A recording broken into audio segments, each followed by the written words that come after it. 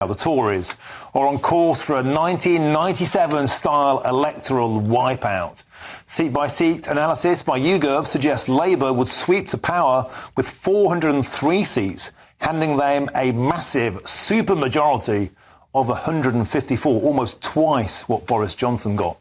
Now, good news for Keir Starmer, who's also marking 4 years today as Labour leader and a remarkable turnaround of his party's fortunes. And all of this as the Prime Minister says Britain could, if, might, maybe pull out of the European Court of Human Rights. If, possibly, that it might do, it obstructs the government's Rwanda plan. Well, let's get now the thoughts of our political correspondent, Katherine Forster, who joins me in the studio. Katherine, welcome to the show. Let's start with this poll, shall we? Because polls are polls, but every single poll now seems to have the same direction of travel, the same momentum, word no unintended. It's looking very, very bleak for the Conservatives. This latest one signifying an even bigger loss than John Major faced when Blair kicked him out of Downing Street in 97. Yes, that's right. There's been two catastrophic polls for the Conservative Party, frankly, just since Easter Sunday, when there was another of these MRP polls, both horrific reading if you are a Conservative MP. Not only Labour getting over 400 seats, but the Conservatives, according to this one, 19,000 people were polled. And these MRP polls, they're quite clever the way they do the calculations.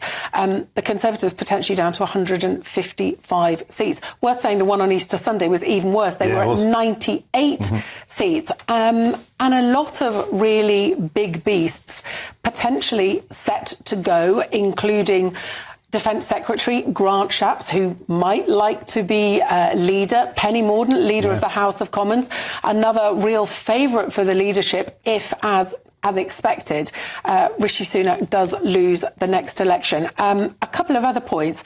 Both the Lib Dems and Reform are projected on this poll to get 12% each.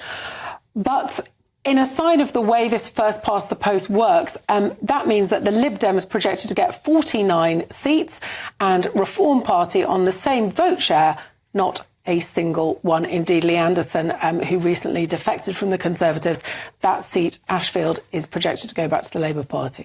And what's astonishing about this is that 75% of everybody in the Commons would be a Labour Party member of Parliament. It's absolutely mind-boggling. If you think about the majorities in the past, the swings in the past, we've never seen anything like this. Yeah, and it's not good for democracy, is it? This is something that Sir Geoffrey Cox was talking about to our political editor, Chris Hope, a couple of weeks ago, because governments with big majorities, the bigger the majority, the more likely it is that they will come up with some bad ideas and be able to railroad them through. You do need that scrutiny, that kickback from the opposition. So huge majorities, not great for democracy. But I mean, OK, it hasn't happened yet. Things can always change. We're expecting the election probably in November after the American election. But what a turnaround, because in 2019, Boris Johnson got 80 seats. Labour was decimated. They had their worst results since 1935, and Sir Keir Starmer came in. People sort of thought he'd be like a caretaker, that it would take 10 years to rebuild the Labour Party. But a combination largely of chaos within the Conservative Party and the fact that Keir Starmer has managed to sort of detoxify Labour and also make it not scary, because under Jeremy Corbyn, quite a lot of voters were really quite frightened at the prospect of Jeremy Corbyn as Prime Minister, whereas a lot of people don't feel scared. They might not be happy about the idea of Keir Starmer as PM, but they're not scared by it in the same way.